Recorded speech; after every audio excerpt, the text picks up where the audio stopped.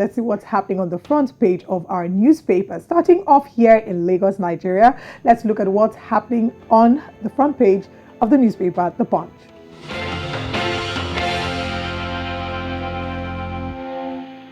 Punch, we're seeing here 2023 consensus plan unsettles APC. Protesters warn against imposition. We've been talking about the elections for a while. Every day this week, I know that conversations about PDP, APC, and the elections have come up. Aspirants number hits 30, 12 peak forms. Amosu unfolds 6-point agenda. I mean, this is probably why Salge was asking, if these forms are actually 100 million. They need naira. to wait because, I'm going to buy my own form. So they need to wait until my money is... It's fat. Yeah. Okay. We'll contribute to that. We're seeing a lot of people doing contributions as well. Protinumbu Group wants NWC. VP supporters target ticket via consensus. Zoning, you have no monopoly of threat. ACF replies Southerners. Akeredolu. We also see at the top of the paper, subscribers reject 40% tariff hike, vow to oppose telcos.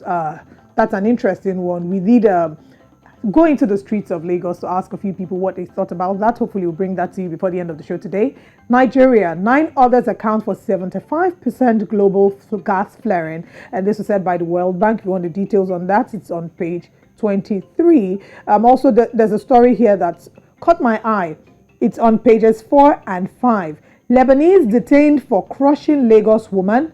Victim undergoes 7-hour surgery. This is a very sad story, and I'm particularly taking this story because I could relate to seeing or experiencing a hit and run for the first time in my life. Maybe I didn't experience the exact accident, but on my way to work this morning, I saw a body, and I've never felt as traumatized as I felt in that moment. I began to wonder what exactly happened to this person. Was it a child? Because it looked like a child, and I saw the tray, and it was the most heart-wrenching thing. I did call the emergency services, and I'm hoping that they would have gotten to the body and that there's still some life left in the body. But the question was, a lot of people were asking, what gave this man the right to think that he could drive one way, and then in the process of driving one way on top speed, this accident happened. And from reports, he even tried to run. He was apprehended, because I remember that I saw the lady who was hit. She posted it on social media, on Twitter to be exact, and then right after that, I saw a response from the Lagos State Police, saying that he was apprehended not long after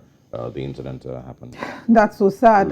We'll be following up with the details of that story and more. We'll move over to our next paper. Let's move over to Southern Africa. All right. On the Sowetan, of course, that comes up, or the Star. Let's kick off with the Star.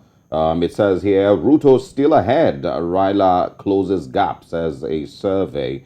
It also moves on to say, I have no links with Ruto, says Wiper Chief Kalonzo. Still on the Star this morning, 20 big names gone in for Raila's running mate's post. And Milgori, a plumber, kidnapped. 1 million shilling ransom demanded. Apparently, it's not just in Nigeria that we hear about kidnappings every now and then. Those are the very big ones that we can find on the Star this morning. All right, so we're moving over to our third paper, the Sowetan, and the big story there says, litmus test for cereal.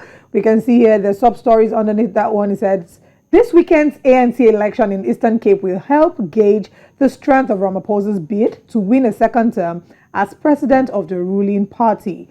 Staunch supporter and Premier Mabuyen seems to have lost his tight grip on the chair. Then we also see on page 2, thugs set school on fire to steal food parcels. This is indeed very, very heartbreaking. What a heartbreaking story to report. Chiefs will claim second spot, weighing that on the back page. And finally, Hilary Gadi was raising child her late mom adopted. That's on page 3. A really sad story. They have been following the details of the story and her murder. And we know that investigations are being concluded or conducted as regards finding who the killers are. And sadly, even the way that she was executed. We'll be bringing up the updates and on these stories. We have one more paper before we wrap it up here on this first segment. Let's move over here to Nigeria as we look at the nation. All right, the nation newspapers, ACF leaders, South should stop issuing threats over zoning. It's president or nothing, says Ohaneze. Also, Nigeria, US, others lead in gas flaring, says a World Bank report. Remember that the Nigerian government has over time continued to make statements with regards to ending gas flaring, but doesn't seem like much has been done. OPEC raises Nigeria's production quota by 19,000 barrels per day. Also, Abuja Kaduna train service set to resume. No NIN, no ticket. But I mean, I'm mostly worried about those who were attacked the last time that there was a train incident, and it was reported that some persons were kidnapped. Have they been released? Are we going to go back to using the trains without getting those people back home to their families? How safe really is it to take the trains? Yesterday, I was speaking with someone who narrowly missed being kidnapped on the train because he woke up late and he missed his ticket, and he was just sharing with me he was meant to have been on that Kaduna Just train, I think, and he was saying that it could have been him. So if you've experienced this once again, what are the chances you want to experience that again? Not everybody can afford flight fare. The roads are not as safe. The train stations are not as safe. This is just a very sad.